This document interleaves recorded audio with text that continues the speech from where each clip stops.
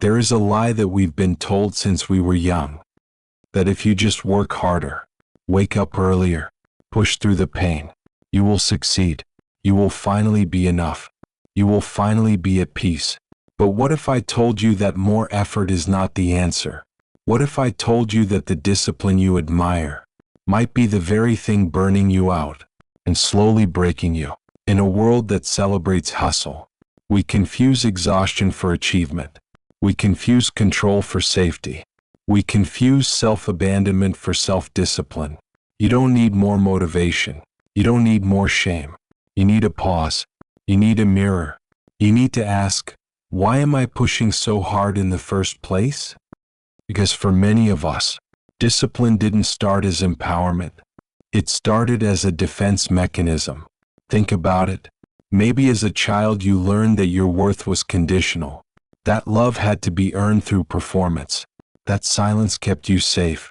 That being good meant being invisible. So you grew up thinking discipline would save you. That if you kept everything in line, if you worked harder than everyone else, if you never asked for help, you'd finally be okay. And at first it works. You get praise. You get the grades. You get the job. You get the relationship. But over time, that discipline begins to punish you.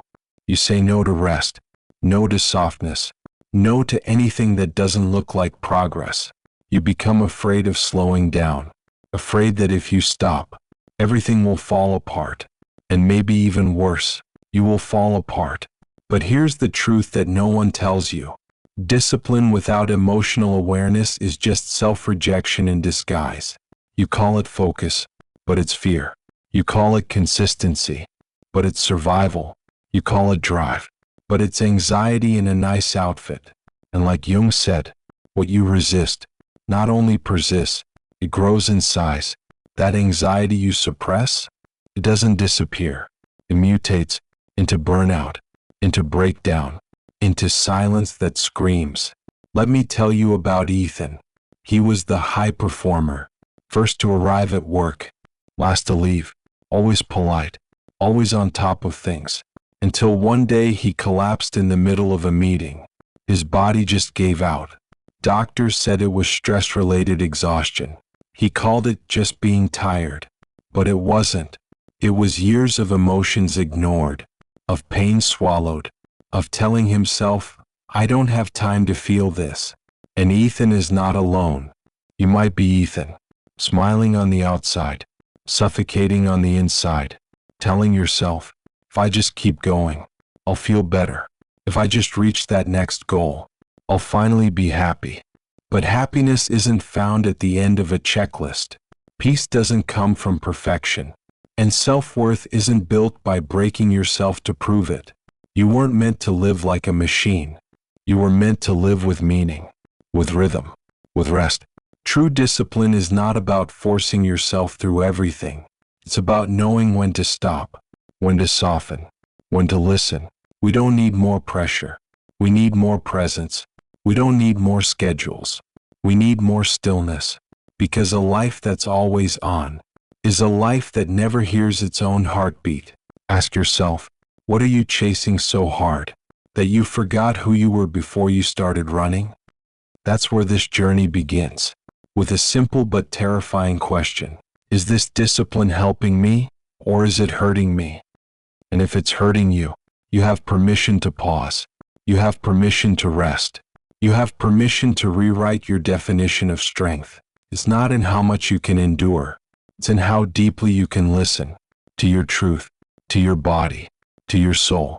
So let this be the moment, not of collapse, but of clarity. You don't need more discipline. You need more understanding. You don't need to push harder. You need to stop abandoning yourself, because healing doesn't come from force.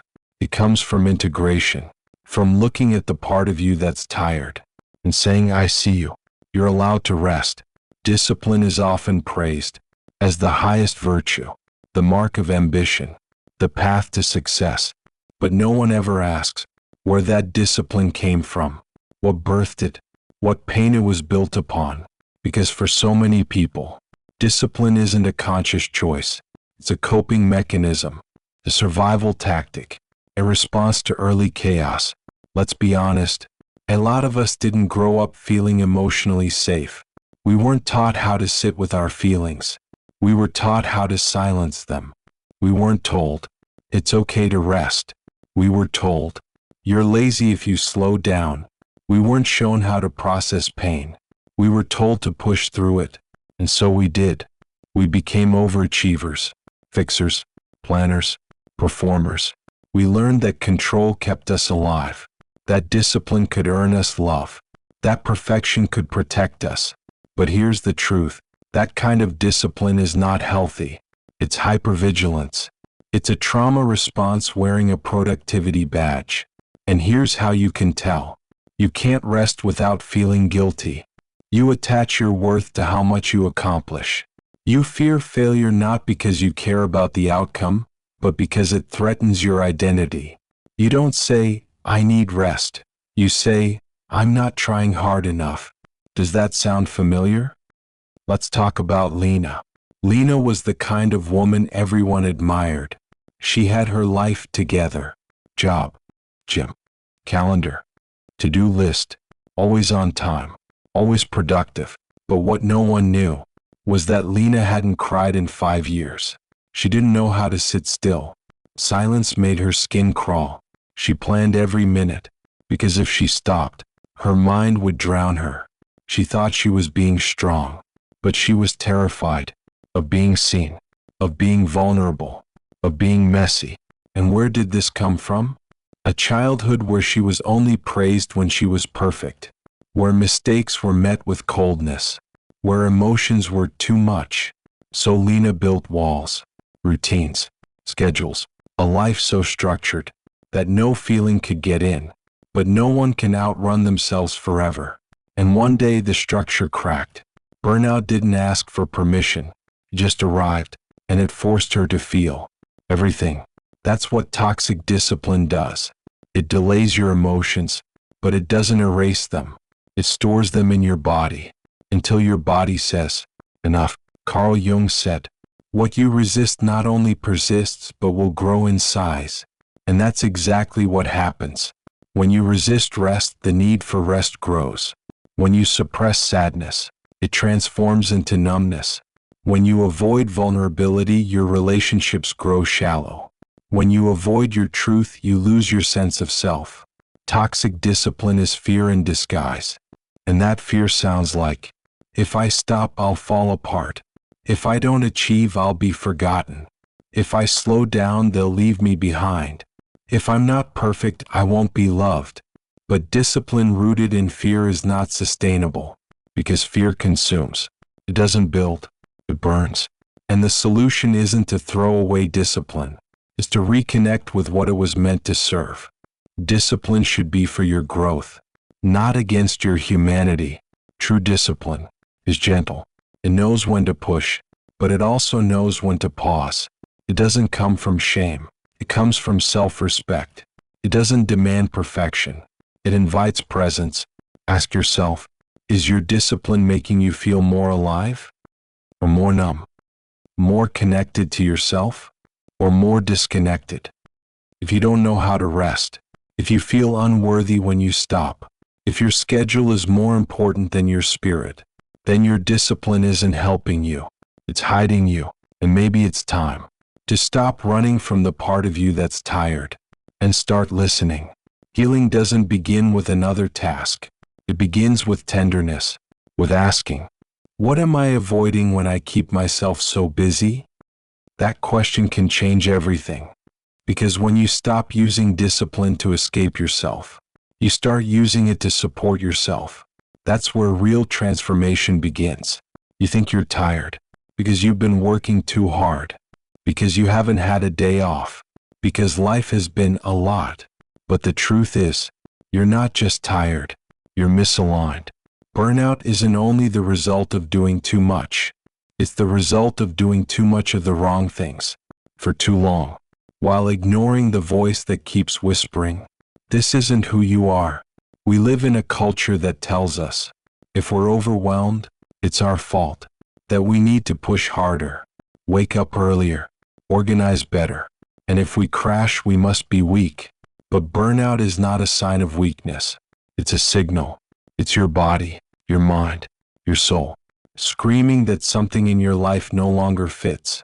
It's not just fatigue, it's grief for the parts of you you've neglected, for the dreams you abandoned to be practical, for the authenticity you buried beneath being responsible.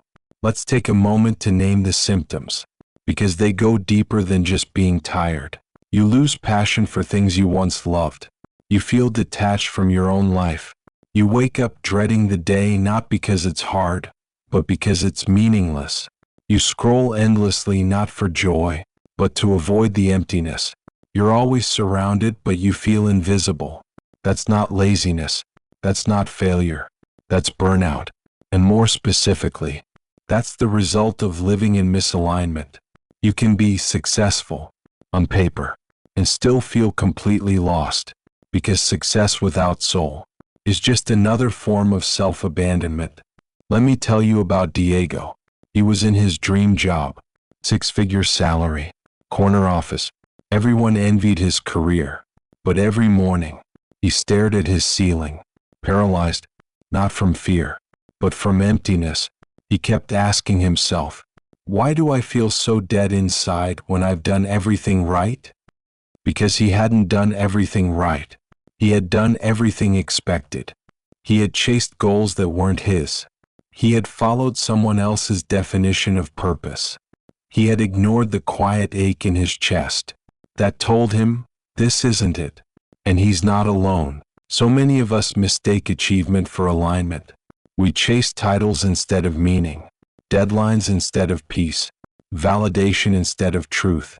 But eventually the soul catches up, and when it does, it speaks in the language of burnout. It doesn't just take your energy, it takes your joy. It robs you of color. It turns your vibrant life into grayscale. And what do we do when that happens? We blame ourselves. We double down. We say, I just need more discipline. But adding more weight to a broken structure doesn't fix the foundation. It crushes it. So what's the way out? We stop, not just to rest, but to reflect. Burnout is not solved by a weekend off or a better planner. It's solved by realignment, by asking, what am I doing that no longer resonates?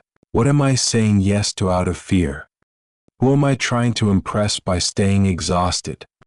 When did I stop listening to myself? These questions are hard because they lead to change. And change is uncomfortable, but staying stuck is worse. Carl Jung reminds us again, what you resist not only persists but will grow in size. If you resist realignment, burnout will not go away, it will grow, until it becomes anxiety, then depression, then illness, until your body forces you to listen, to slow down, to choose again. But what if you didn't wait until you broke? What if you chose alignment now? Alignment doesn't mean quitting your job tomorrow or moving to a mountain in solitude. It means small daily acts of truth. It means checking in with your body. It means honoring your no. It means making space for what actually nourishes you. Real alignment is quiet. It's not flashy, but it feels like relief, like coming home to yourself. You don't need to burn out to prove you care. You don't need to collapse to earn rest. You don't need to perform your pain for it to be valid. Sometimes the bravest thing you can do, stop, is change direction, is walk away from what drains you, even if it looks successful to the world, because your peace is the real success, and no external reward is worth internal emptiness. So if you're feeling lost, heavy, disconnected, you are not broken. You are being asked to realign. Don't wait until it's unbearable. Choose yourself now. Choose balance. Choose meaning. Choose life that feels like yours again. Burnout isn't your enemy. It's your signal. And maybe, just maybe, it's the beginning of your rebirth. For most of our lives, we've been taught that control is strength, that success means having a tight grip on our time, our bodies, our emotions, our future. But here's a truth most of us don't realize. Until we're tired, until we've burned out, until the control we worked so hard to maintain starts to choke us. Control is not the same as clarity. Discipline is not the same as direction. Force is not the same as flow. When your life becomes a checklist, your soul becomes a stranger. When you're always in control, you lose connection, not just with others, but with yourself. We try to master every detail, every outcome, every version of who we think we should be, but we forget the most important question. Who am I when I'm not performing? Because when you're always performing, there's no room for presence. When you're always managing, there's no room for mystery. When you're always controlling, there's no room for connection. And that's where burnout begins. Not in the task, but in the distance we create between our soul and our schedule. Let me tell you about Amira. She was the queen of self-control. Meal plans, time blocks, goal trackers. Even her free time was scheduled. Even her rest had rules. But every time she sat alone, a wave of anxiety would hit her, because stillness exposed the noise inside her. So she filled her calendar to silence the inner chaos. She thought she was building discipline, but what she was really building was a wall between her and her own intuition, a wall between her and softness, a wall between her and joy. Because when you live only through control, you forget how to receive, how to feel, how to listen. Carl Jung reminds us that what we avoid does not disappear. It grows in size. The chaos we suppress doesn't die, it waits, it whispers, it knocks, and one day kicks the door down. Amira eventually found herself crying in a yoga class, not because something went wrong, but because she finally let go. For the first time, she stopped controlling, and she started connecting. That's what balance is. Not a perfectly managed routine, but an honest relationship with your own energy. True balance is not rigid, it's responsive. It adjusts, it listens, flows. So how do we shift? How do we move from control to connection? Start here. Check in. How do I feel right now? Not what I should feel, what I do feel. Observe patterns. When do I reach for control? What am I avoiding in that moment? Release the shoulds. Who told me I have to earn rest? Who told me emotions make me weak? Return to rhythm. Your body, your breath, your heart already knows balance. You just forgot how to hear it. You don't need to become a different person. You need to become more of yourself. The self that knows when to push and when to rest. The self that leads with clarity, not control, with awareness, not anxiety. This is emotional maturity. This is inner balance. It's not sexy. It doesn't get applause, but it builds a life that feels good, not just one that looks good. You begin to say no without guilt, slow down without shame, rest without justification, choose softness without feeling weak. And in that space, you begin to attract differently, because people feel when you're centered, when you're not desperate, when you're no longer leaking energy or chasing approval. You become a quiet fire, burning steady, not explosive, but magnetic. You don't need to prove your worth anymore. You start living it every time you choose yourself, not out of ego, but out of truth. Because inner balance isn't about having no emotion. It's about learning to ride your emotion, to listen to it, to let it move, but not to let it rule you. And that takes practice, but it also takes permission. Permission to pause, permission to change your mind, permission to grow in a way that doesn't always look productive. That's where peace begins. Not when life is perfect, but when your relationship with yourself becomes honest. When you stop micromanaging your emotions and start meeting them like old friends, with compassion, not control. So ask yourself, where am I forcing? Where am I holding too tightly? Where can I allow space for grace? Because your life is not a machine. It's a garden. It needs rhythm. It needs sun and shadow. It needs time. You don't need more control. You need more connection to your body, to your heart, to your soul. And when you lead from that place, everything changes. You stop reacting and start responding. You stop performing and start expressing. You stop managing and start living. That's the power of inner balance. Discipline is not the enemy, but the way we've been taught to use it. That's what's hurting us. We were told discipline means always pushing, always producing, always performing. But no one told us that peace is a form of power too. You don't have to sacrifice your nervous system to be respected. You don't have to lose sleep to earn love. You don't have to break yourself to prove you're strong. True discipline isn't about how much pain you can endure. It's about how well you protect your energy. Let me ask you this. What if the strongest thing you could do was rest without apology? What if the bravest thing was saying no, even when it disappoints others? What if the most disciplined thing was letting go of what no longer feels aligned? Because that is maturity. That is emotional mastery. That is power that doesn't need to shout. Carl Jung said, "What you resist not only persists but will grow in size." So what if, instead of resisting our softness, we embraced it? What if, instead of controlling everything, we trusted ourselves to respond?